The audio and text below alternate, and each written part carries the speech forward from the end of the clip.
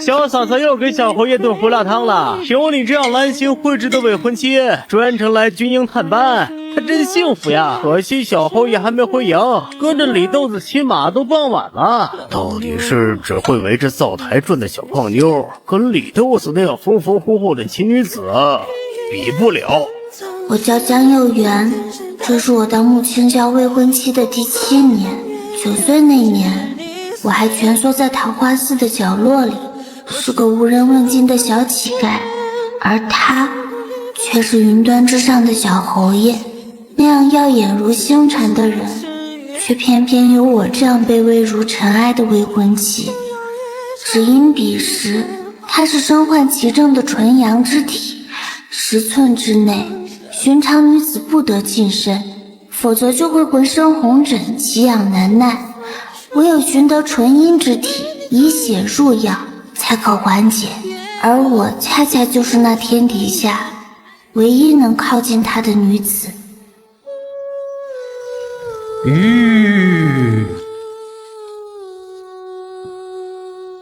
妹妹，别吃野草了，给你吃桃花糕。小少爷别碰他，你忘了你会……你怎么不过敏了？哎呀天哪，小哥碰了这小娃娃竟没事，他莫非就是传说中的纯阴之体？真是天赐良缘呐！好啊，我有小媳妇了，我有小媳妇了。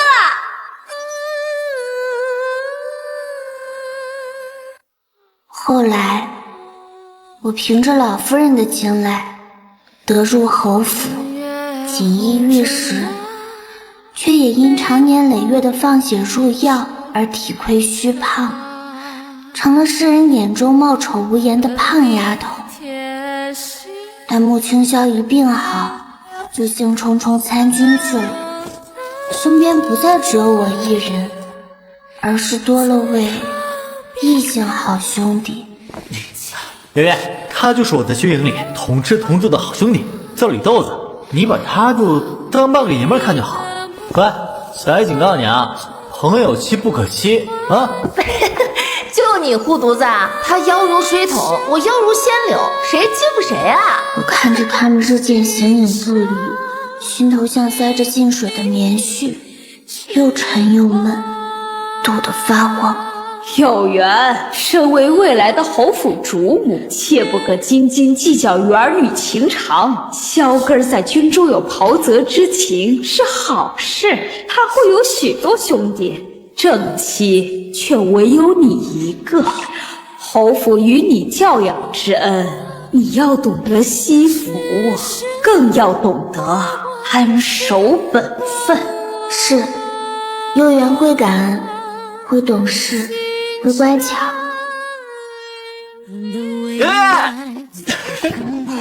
什么的十里飘香啊，一定是你又给我做好吃的啦！哎，慢点喝，小心烫，都是你的。我家小媳妇的心意就是你。来，豆子，快，让你嫂子也赏你一碗，尝尝鲜。哎呀，不用劳烦了，咱俩谁跟谁啊？我直接跟你喝同一碗不就好了？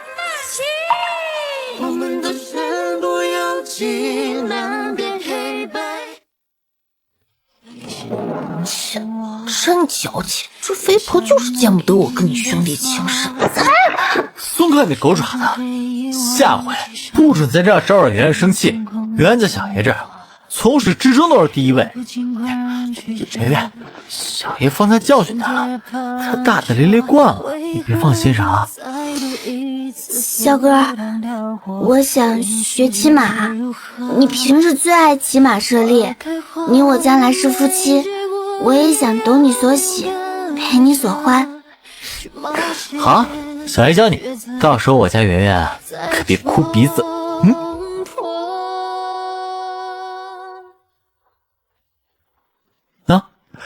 手呢要拉紧缰绳，脚要踩紧足蹬。就这样，圆圆做的真好。哟，小嫂嫂也来学骑马啦。不过你这身板可得挑比最壮实的，别东施效颦，把人家马背给压塌了。马儿尚在鞍部，倒是有人聒噪如犬吠。李姑娘，管好你自己的嘴。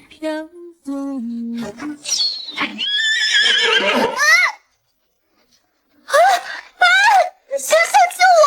我的妈也疯了！你别忘了，我们在战场上可是同生共死的交情。不下！走了，停下！前面是悬崖！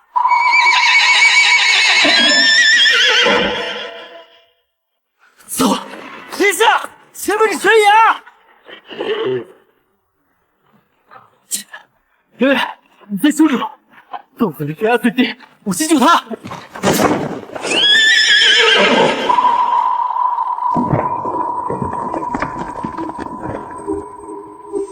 圆圆一点也不胖，这叫珠圆玉润。你可是小爷心里最牵挂的福娃娃，谁也比不上你。我们的姻缘啊，是月老亲自下文签的。前世你若是玉，我就是石，玉石相生，生死不离。原来你的异姓兄弟终是胜过我100倍1000倍，他陪你出生入死，我又何尝没有为你剜心驱血？可到头来，你们的兄弟情深重于泰山，而我们的天赐良缘轻如鸿毛。我竟想，若有来生，我一定会忘的。不要！我前一年才走了，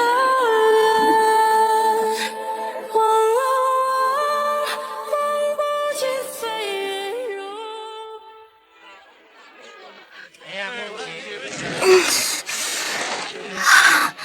头好痛啊！我怎么什么都想不起来了？我是谁？为何会穿着嫁衣？将他送到郊外槐树坡的李家，那家是杀猪的，家里穷得叮当响，儿子是个刚咽气的病老鬼。哎呀，这来历不明的死丫头一生肥膘，正好给他冥婚陪葬，暖棺材板去。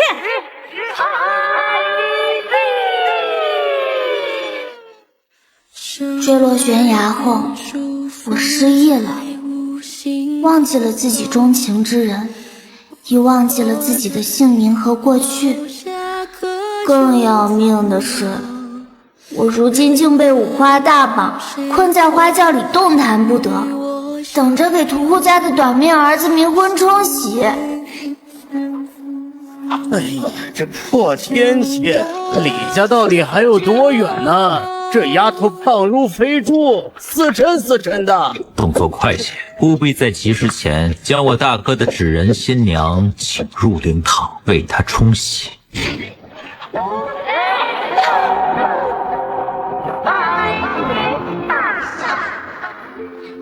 晦气，两顶明轿竟撞在了一起。不管了，继续赶路。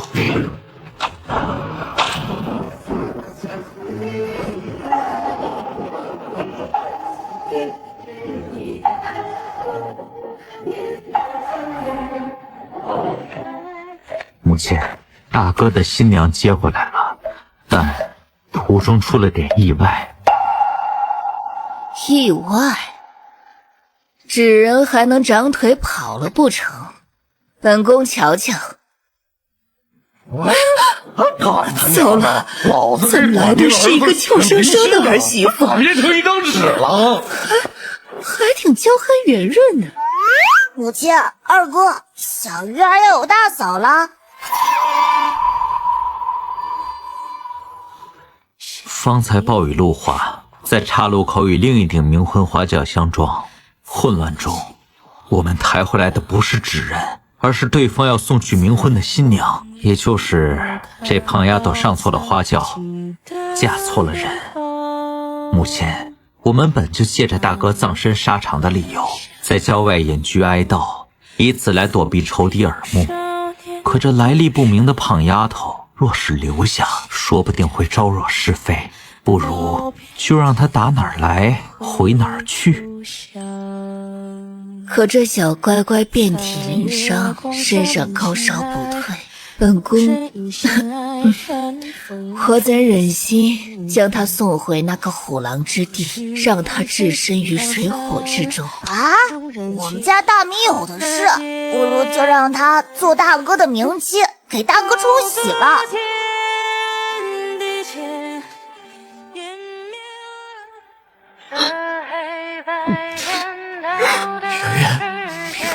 明明只差一点儿就能救你，都怪我让你独自涉险，都怪我。好哥们儿，节哀顺变了，我却丢了个老婆，实在不行，我把自己赔给你。我义父可是国公爷，膝下只有我这么一个养女呢。若非救你，我怎么就远远不顾？小哥啊，你往豆子撒什么气？侯府当年要是没收养江幼元这个小乞丐，他说不定都要冻死在桃花寺里了。锦衣玉食养了他这么些年，如今他葬身悬崖，那都是他的命啊！眼下大圣战神兴丧，侯府重掌兵权，很快你就要成为一代权臣了。你身份卑微的胖丫头，确实也不配做你媳妇儿，也不该是你放在心上的人。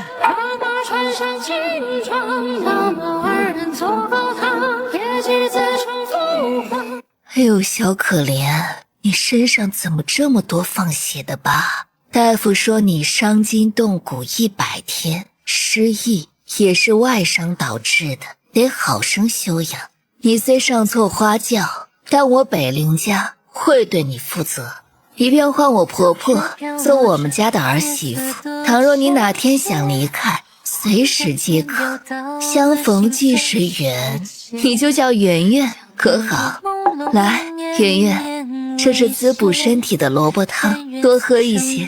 好，多谢婆婆。萝卜怎么看着这么像人参？嫂嫂你放心，虽然我家家徒四壁，清贫度日，是郊外人尽皆知的破落户，但咱一家子心肠好啊！我北陵鱼，家中豪三，人送外号玉树临风小郎君。这位是我二哥北陵菊，脾气嘛像个爆竹，主要是前些年倒霉，被马车撞断了腿，成了瘸子，心里憋闷，阴晴不定的很。嫂嫂，你离他远点就对了。哼，谁要一个胖子做大嫂？我不同意。别管他，这是我娘，她才是咱的一家之主，刀子嘴豆腐心，以后铁定把你当眼珠子疼。至于嫂嫂的夫君嘛，就是我大哥北陵彻。大哥虽然死得早，却生得实在貌美。等嫂嫂晚上去守灵时，就能隔着冰棺瞻仰王夫的遗容了。一个死人再帅也不能当饭吃呀，何况能有多帅啊？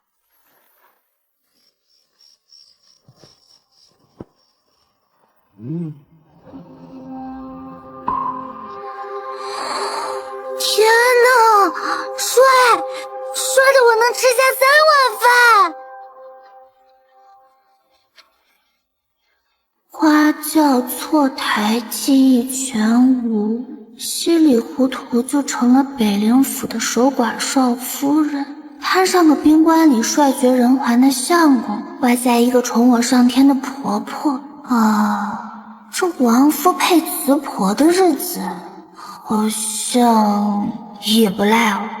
圆圆，按冥婚的规矩，今夜是彻儿的头七，她的魂魄会归来探望。你作为她的魏王神，需在灵前守上一夜，燃香添灯，以示哀思与陪伴。婆婆放心，嫂嫂要好好跟大哥培养感情啊。我们先走了。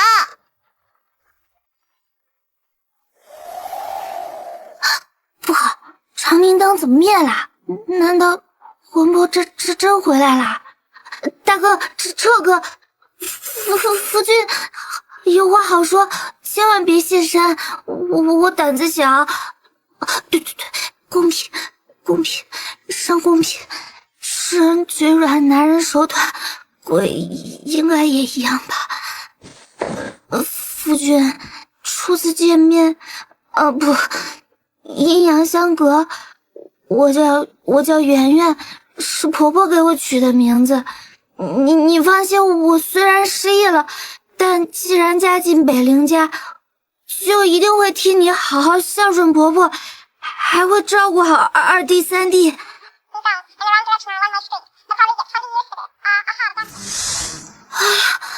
天亮了，撞死人真累，可明明没有这守灵的规矩。我竟这是在撮合本王与他，如此不惊喜，本王又怎会喜欢一只受惊的小兔子？查了这些事，那藏头露尾的鼠辈可有踪迹了？回禀王爷，蛛丝马迹皆指向承安侯府。我本是大圣战神北陵彻，母亲是长公主，父亲是异姓王，天家血脉，世代簪缨。我系王爵之尊，就以血肉铸就赫赫威名。然而在战场之上，案件频发，非是敌寇，而是有小小藏于暗处，置我于死地。为引蛇出洞，揪出幕后真凶，我与至今定下金蝉脱壳之计，假死遁世，暂隐于此。哼，承安侯府，继续查，待到铁证如山之日，本王要他们血债血偿，挫骨扬灰。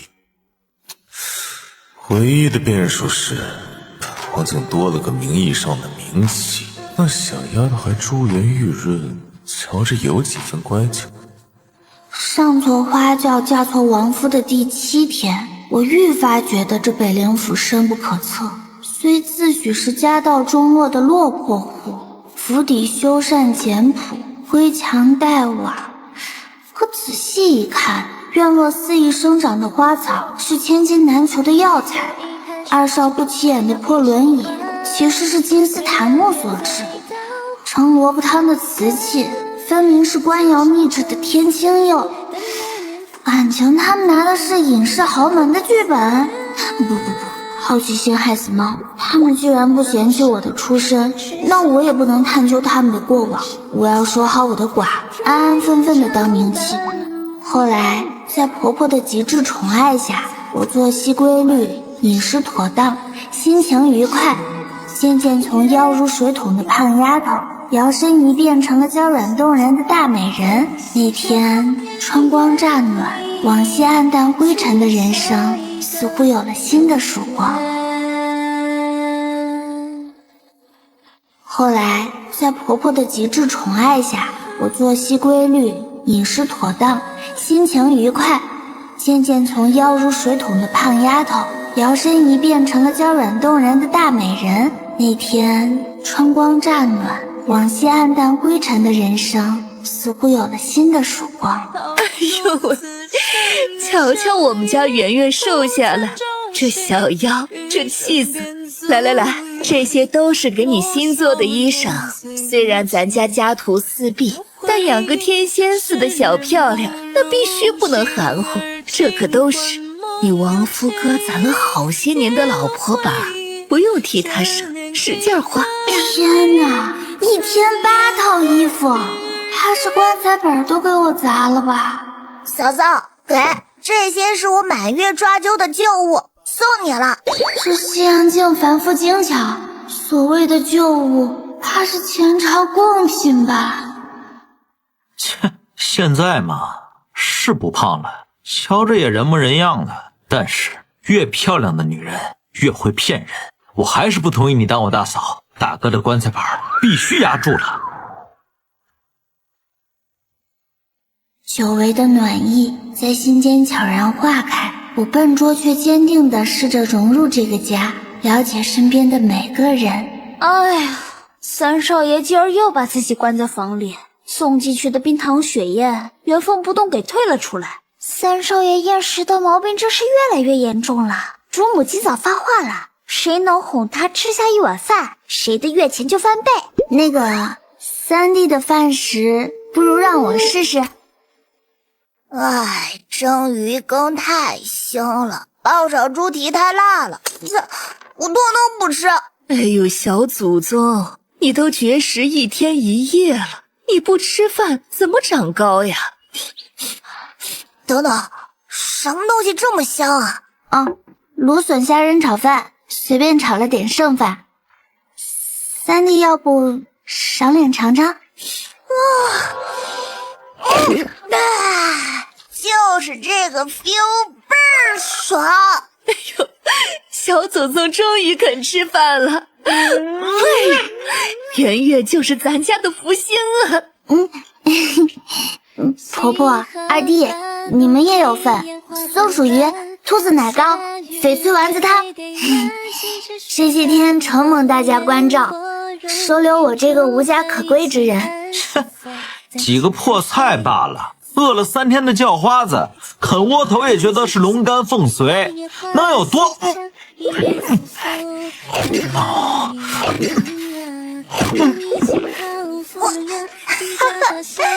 二哥，真香了吧？把你的脸打肿，嫂嫂厨艺堪比1品楼大厨呢。看着三弟欢呼雀跃，婆婆满眼慈爱，连素来冷脸的二哥眉梢都似冰雪初融。这份因美食而生的暖意，悄然熨贴了我的心房。然而，就在这其乐融融的瞬间，脑海却闪过冰冷的规矩。你可是未来的侯府主母，成日洗手做羹汤，成何体统？圆圆，这些粗鄙的活自有下人去做，你有这闲暇，不如多学些琴棋书画。头好痛，那是谁？加入这传闻中家徒四壁的北陵府，转眼已是1月有余。曾经力米难进、厌食抗议的三弟，如今嫂嫂，你就是我的衣食菩萨呀！再来1碗，不3碗饭。而那位因腿疾困于轮椅、性子孤冷如霜的二弟，我也未曾忽视，在下人嚼舌根时挺身而出。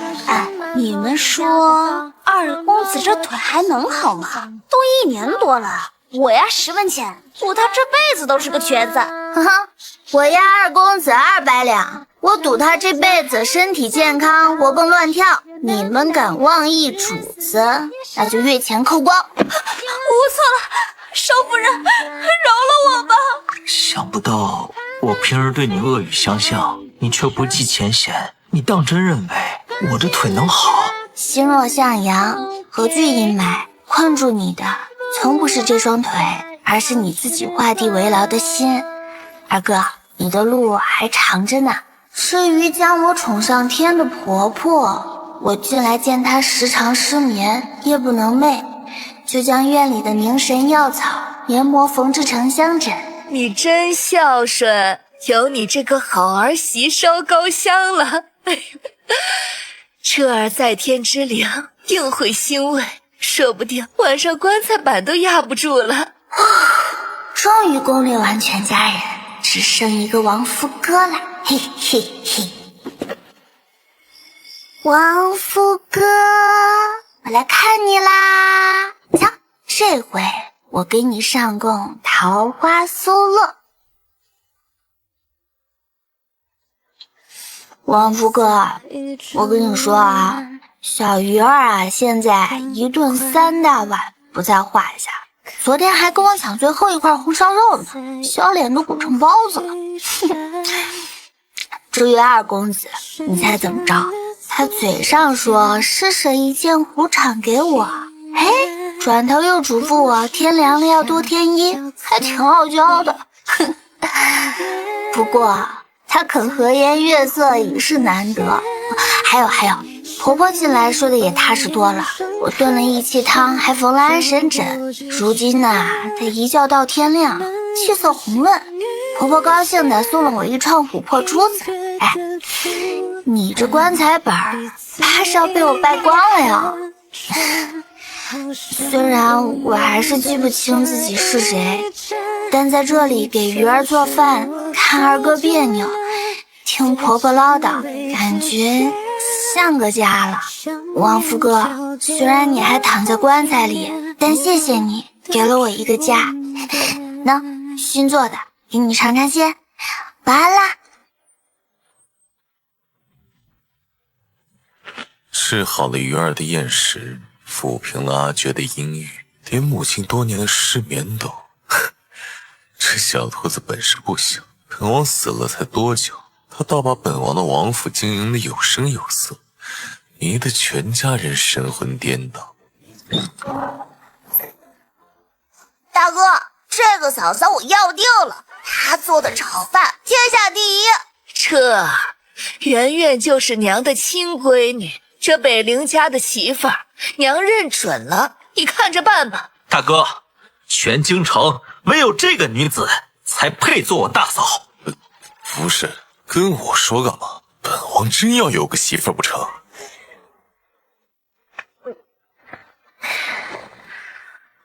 李屠户，江阳元呢？一个肥婆也配让穆小侯爷念念不忘？本小姐今日专程来看他下场，想必他已是鼻青脸肿，缠绵病榻了吧？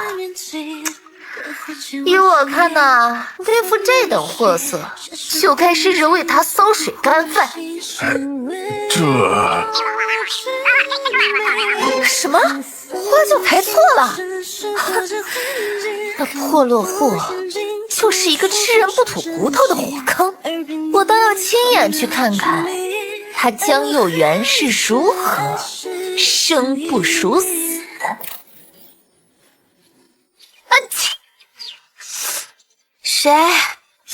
谁在说我？最近脑海里总会闪过一些陌生的人和事，难道我要恢复记忆了？破落户，快救出我儿子的名妻！你们抬出花轿就想着息事宁人了？老子一把火烧了你这阴宅！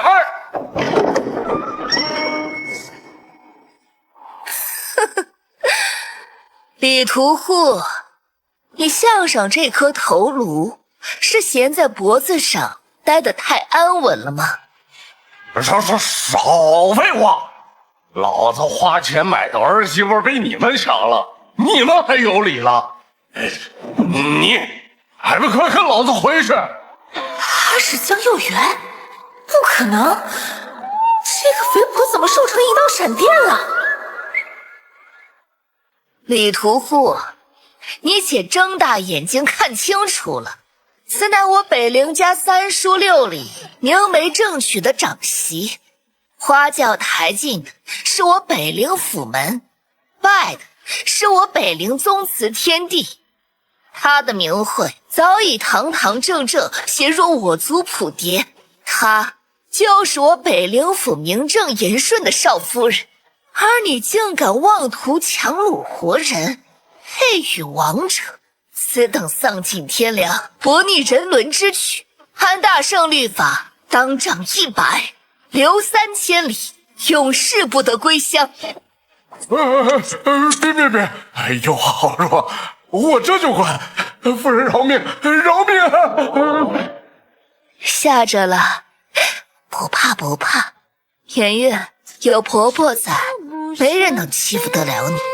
我们虽不知你前尘如何，但断不会放任你入那虎狼之穴。多谢婆婆。掌心滚烫的温度让我几乎忘却了漂泊无依的皇后。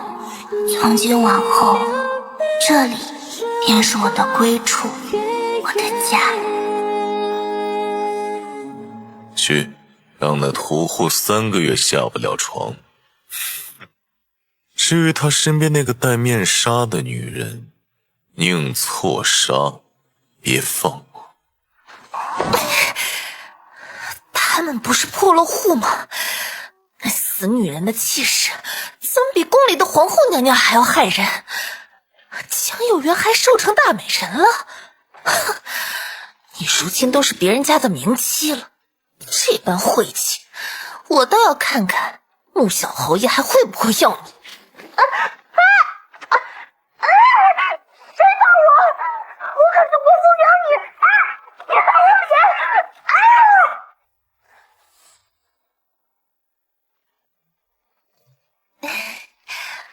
小哥。李豆子，一天不见，你怎么长得比鬼还吓人，还夹着嗓子说话？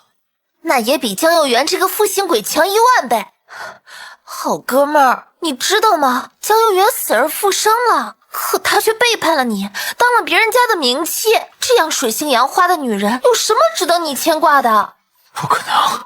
你说你见到圆圆了？圆圆她没死。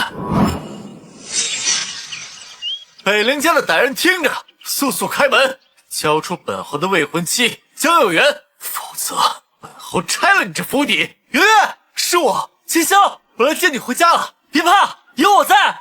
他又是谁？为何一见着他，心中会酸涩不堪？头好痛！圆圆，真的是你？你怎么还瘦了？这破落户配不上你，他们定是胁迫于你。别怕，我带你回家。住口！穆清晓，你不准动他们！家，我的家早就被你亲手毁了。你可知这世间之痛，并非万箭穿心，而是捧出一颗滚烫的真心，却被至信之人亲手置于崖底。在你转身弃我而去的那一刻，你记忆里那个对你死心塌地的江佑元就已经死了。而在这里，婆婆待我如亲女，二弟三弟视我为家人，他们给了我一个真正的家。莫说他北陵府是世人眼中的落魄户，纵是地狱泥潭，我也甘之如饴；纵是金殿琼楼，你长安侯府于我，也不过是画地为牢的冰冷囚笼。我江佑元生是北陵家的人，死是北陵家的鬼，与你穆清晓恩断义绝，再无瓜葛。听见没有？我家圆圆与你划清界限了，你若再纠缠不清，丢脸的可就是你了。好一个蛊惑人心的破落户！撞门，将本侯的未婚妻抢出来，本侯还要报官，将这群强抢人妻的歹人押入天牢，一个不留。穆清香，你口口声声要报官，何须舍近求远？本宫便是当朝天子胞姐，御封昭义长公主萧明华。天啊！参见长公主，长公主千岁千岁千岁！坏咕隆的都，这谁也没想到，在郊外出了名的穷酸破落户，那里面住的竟然是最尊贵的长公主殿下呀！穆清香，你且告诉本宫，你永安侯府满门九族的头颅堆起来，够填平本宫这府门前的阶石吗？够抵偿你这蔑视皇权、践踏纲常的滔天大罪吗？念你年少无知，又是初犯，本宫今日暂且饶你狗命，带着你的人滚回永安侯府，否则就让你爹明日跪着来找我请罪，看看他是如何交出你这等目无王法的孽障。长公主，小辈无意与你为敌，可感情之事当讲先来后到，圆圆是我们的人，从小就注定的姻缘，凭什么你们要抢走她？何况我怎能让圆圆嫁给一个死人，做一个守寡？本王身在此处，何人敢言死？帅得不似凡人。不对，我每日躺在冰棺里的亡夫居然诈尸了。你是人还是鬼？现在还觉得本王是冰冷的死人，我的王妃。给我10个胆子，我也不敢想，我的婆婆是与当今圣上一母同胞的长公主，我的亡夫是传闻中葬身沙场的战神王爷，我居然摇身一变成了豪门长媳啊！全家都是大佬，一不小心抱紧大佬大腿怎么办？看见没有，穆清霄，这是我的夫君，活的、帅的、多金的。好，江有缘，他日你若后悔，小爷也不会再要你了。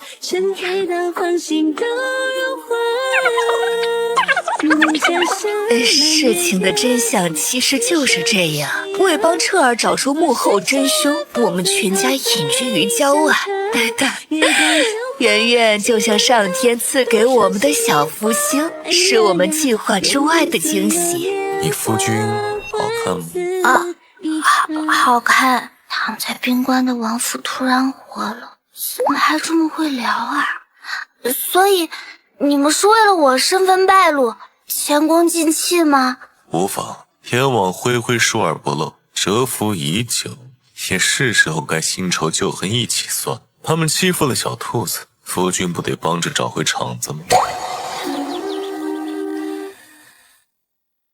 全京城的人都惊掉了下巴，谁能想到煊赫滔天的成安侯府，竟在一夕之间如大厦倾颓，满门流放。只因死而复生的战神王爷北陵彻拿出了侯府暗害皇室的铁证，连带着与侯府交好的国公养女李豆子也因恶行被公诸于世而锒铛入狱。快放我出去！我可是国公唯一的养女，是尊贵的国公千金，我还有翻身的机会。哼，老十子国公千金呢，做你的千秋大梦。你义父都送信儿过来让你自生自灭了。什么？我义父居然放弃了我？为什么我真实的一切都在失去？我不甘心！对不起，圆圆，愿你安好，忘了我。镇北王，镇北王，镇北王！隔着汹涌的人潮，我仰望着马背上那个光芒万丈的身影。我的夫君是世人眼中高不可攀的镇北王，家世显赫，功勋累累，生来便是被众生仰望的存在。于我而言，这本该是遥不可及的星辰，可如今我这侥幸从泥沼爬出的孤女，却因阴差阳错的冥婚顶上了王妃之名，却一切都显得那般不真实。我与他之间当真是夫妻吗？还是说梦醒了就该各归其位了？很远很远的过去里，我还是蜷缩在桃花寺角落的小乞丐，颠沛流离，朝不保夕，有时甚至会为了一块馊掉的馒头与野狗拼命。后来我因着自身体质成了穆清霄的药引，才得入侯府。自那时起，我便明白，所有的锦衣玉食都是明码标价的。我要温顺，要听话，要乖乖放血，要做他们眼中那个纯良无害的未婚妻。于是我学会了察言观色，学会了小心翼翼，藏起自己，委曲求全。可自从我失忆后，我阴差阳错的上错花轿，却拥有了这辈子都没想过的家。可这份无条件的温暖放在我眼前，我的第一反应却是在想，我能做什么？我配得上吗？这份温暖太珍贵，珍贵到我连一丝非分之想都不敢有，生怕一个贪心就会彻底失去。说到底，我与北陵彻并无夫妻之实，一切都只是一场戏罢了。我应当做好自己的分内事，而不该。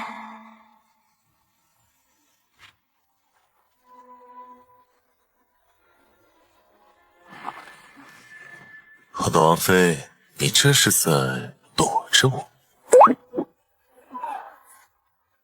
王爷，快放我下来，这么多人看着呢。看见就看见了，你是我的妻，世人早知晚知都得知，有什么见不得人呢？他竟然就这样在万众瞩目的天光下，在所有人的注视中宣示着我的存在。王妃真是美如天仙呐，绝配绝配，百年好合，早生贵子啊！王爷看中的王妃娘娘，定然也是心地纯善、顶顶好的姑娘。恭喜王爷，恭喜王妃！解释，说说你今日为什么在躲着本王？我与王爷那场冥婚，本就算不得输的，而且我们本就不熟，我不该奢求太多。是吗？本王可跟你熟得很，是谁每晚在我灵堂前絮絮叨叨个没完，要我庇护你？如今本王显灵，亲自来兑现你的祈求，护佑你的后半生。小兔子，你还不高兴？我没有不高兴，我是觉得……那你为何不能觉得是本王心悦于你，本王在奢求？或许你以为我们相识不过寥寥数目，可早在这数月里，你的声音是那四喜灵堂里唯一的鲜活。初见那晚，你还是个圆润娇憨的小丫头，战战兢兢地捧着个苹果，排在我冰冷的棺椁前。明明怕的指尖都在抖，却还硬着头皮絮絮叨叨。天刚蒙蒙亮，就慌得像只受惊的小兔子，头也不回地冲出去。那时我就记住了你。后来你每日晚上总会带着一身细碎的月光溜进来，或是诉说你的每一寸喜怒哀乐，或是絮叨三弟今日多吃了半碗饭，二弟终于肯走出院子晒太阳。连母亲夜里能安睡2个时辰，你都雀跃地来报喜。你像一缕春风，悄无声息地吹散了笼罩这个家的阴霾，抚平了每个人的伤痛褶皱。你的细心，你的善良，你的纯粹，一点一滴早就渗入我的神魂。所以在我眼里，你就是天底下最珍贵的小女娘，独一无二，无可替代。只是我们的冥婚确实不作数，所以圆圆，让我用一场世人皆见、天地为证的盛大婚礼，明媒正娶，风风光光的迎你做我北灵车此生唯一的妻，你可愿意？好，我愿意。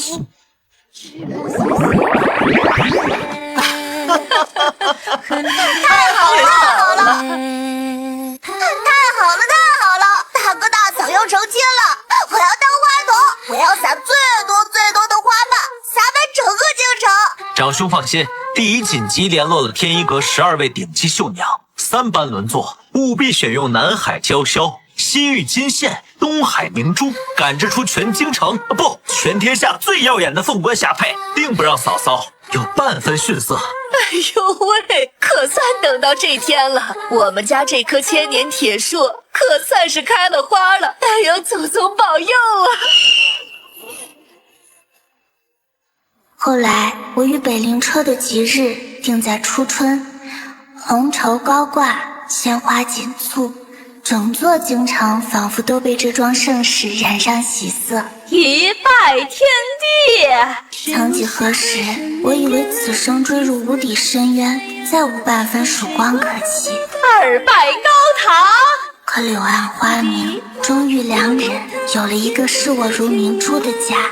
夫妻对拜，所有的颠沛流离都在最后一拜中尘埃落定，属于我的幸福才刚刚开始。说出心里话，哎呀呀，愿用所有年华换此一场。岁月如歌，转眼已是5年后。如今的我不再是当初那个战战兢兢的小孤女，岁月与爱意将我滋养得愈发从容自信，而我也在全家的支持下开了一间药膳铺，专售精心调配的安神香，缓解风湿寒痛的护膝，以及各种滋补养生的药膳美食，因用料实在，效果显著，早已名动京城。娘亲，杏杏想吃桃花糕啦！娘亲，你今天可不能又因为粘人爹爹就冷落我们。啊，好。